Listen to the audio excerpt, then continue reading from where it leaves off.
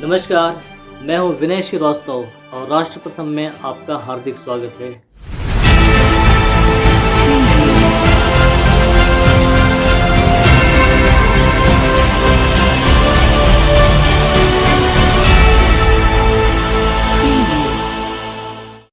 राष्ट्र प्रथम में आज हम बात करेंगे डीडी किसान चैनल पर प्रसारित हो रही हिंदी धारावाहिक आनंदी गांव की लाडली के बारे में।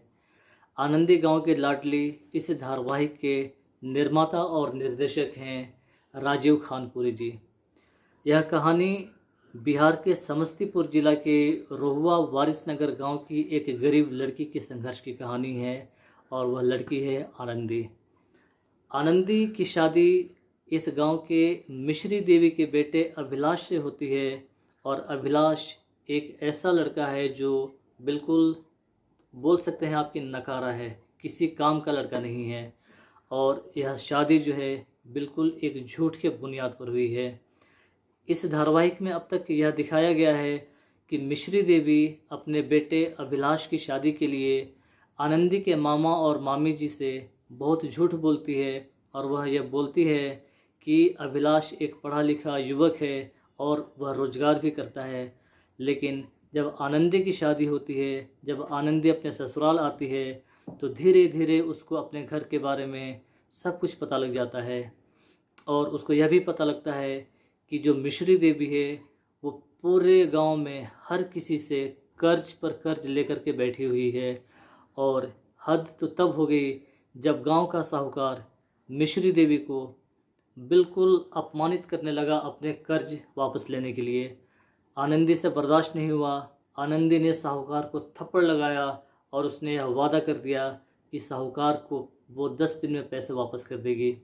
लेकिन आनंदी को यह पता ही नहीं था कि उसके ससुराल वालों के पास बिल्कुल भी ज़मीन नहीं है और उसको ऐसा लगा था पहले कि शायद इनके पास ज़मीन है, उस ज़मीन को बेच करके वह कर्ज चुका पाएगी। लेकिन बाद में पता लगा कि आनंदी के ससुराल वालों के पास कोई भी ज़मीन नहीं है।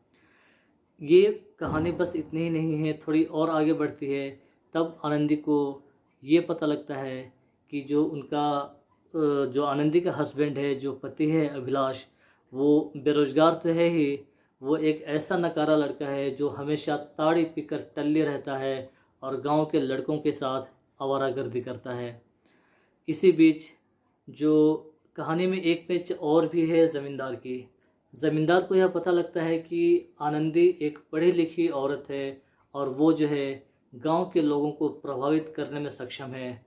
ज़मींदार इस बात से डर जाते हैं और उनको लगता है कि यदि आनंदी गांव के लोगों को प्रभावित कर सकती है तो हो सकता है कि धीरे धीरे गांव के लोग आनंदी के प्रभाव में आ जाएंगे और जो उनकी ज़मींदारी है, जो उनका रुतबा है ज़मींदार की, वो कम हो सकता है। तो एक तरफ ज़मींदार जो हैं वो आनंदी को गांव से निकालने के फिराक में है, दूसरी तरफ साहूकार अपने पैसे लेने के लिए सारी जो हथकंडे हैं वो अपना रहा है। इसी बीच जो आनंदी के मामा और मामी हैं वो अचानक एक दिन अपने गांव में पहुंचते हैं। अपने गांव नहीं, आनंदी के गांव पहुंचते हैं यह देखने के लिए कि जो उनकी भांजी है वो सुख चैन से है या नहीं है। लेकिन रास्ते में ही अभिलाष ताड़ी पी करके गांव के लड़कों के साथ खेल रहा था। ये देखकर बहुत वो दुखी हुए और उनको दुख तब और ज़्यादा हुआ जब वो घर पहुँचे और ये देखे कि उनके घर में शौचालय भी नहीं है, क्योंकि शौचालय के लिए आनंदी के मामा ने अलग से 15,000 रुपये मिश्री देवी को दिए थे और मिश्री देवी इस 15,000 रुपये को भी गपच गई थी, खा चुकी थी। तो आप ये समझ सकते हैं कि ये महिला सशक्तिकरण की कहानी है।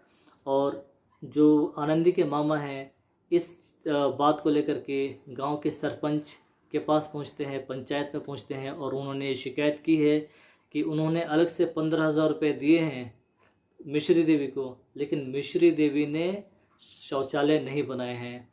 और आगे की कहानी जो है वो अगले एपिसोड में कल से हम देख सकते हैं।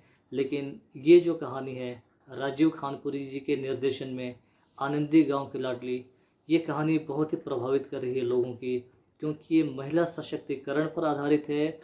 शौचालय की बात हो रही है, स्वच्छता की बात हो रही है और आत्मनिर्भरता की बात हो रही है इस धारावाहिक में। तो सरकार का भी ये जो भारत सरकार है, मोदी सरकार है, वो भी ये चाहती है कि देश जो है आत्मनिर्भर बने, महिला सशक्तिकरण हो, महिलाएं अपने पैरों पर खड़ा हो। इसी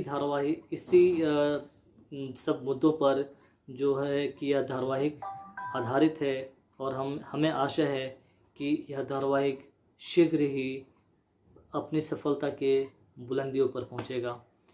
तब तक के लिए नमस्कार।